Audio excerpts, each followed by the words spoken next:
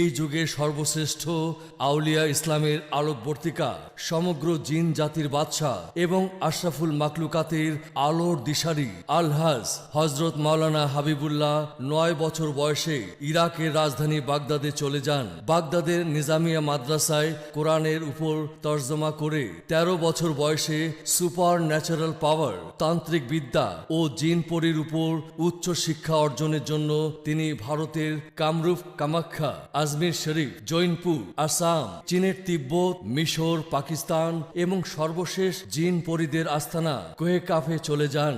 তার আধ্যাত্মিক ও তান্ত্রিক ক্ষমতার বলে বিপদগ্রস্ত মানুষের বর্তমান ভবিষ্যৎ বলে দিতে পারেন। বিশ্ব ইসলামী শরিয়া বোর্ডের সম্মানিত সভাপতি ও ৫ তকদির ইমাম পীরজাদা আলহাজ হজরত মাওলানা হাবিবুল্লাহ সাহেব বিশ্বের বিভিন্ন দেশে তার অলৌকিকত্ব দেখে সারা বিশ্ব মুসলিমগণ তাকে বিশ্ব ইসলামী শরিয়া বোর্ডের দায়িত্ব দেন। হুজুর তার ২ যুগের সাধনাকে কাজে লাগিয়ে দেশ বিদেশের মানুষকে আলোকিত করেছেন।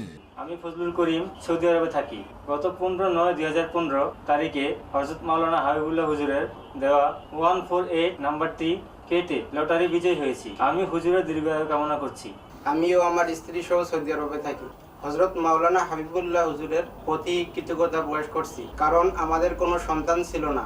অনেক পীর ফকিরের সাথে যোগাযোগ। এই যুগের সর্বশ্রেষ্ঠ আউলিয়া ইসলামের আলোকবর্তিকা, সমগ্র জিন জাতির বাদশাহ এবং আশরাফুল মাকলুকাতের আলোর দিশারি আলহাজ হজরত মাওলানা হাবিবুল্লাহ ৯ বছর বয়সে ইরাকের রাজধানী বাগদাদে চলে যান। বাগদাদের নিজামিয়া মাদ্রাসায় কোরআনের উপর তর্জমা করে ১৩ বছর বয়সে সুপার ন্যাচারাল পাওয়ার, তান্ত্রিক বিদ্যা ও জিন পরীর উপর উচ্চ শিক্ষা অর্জনের জন্য তিনি ভারতের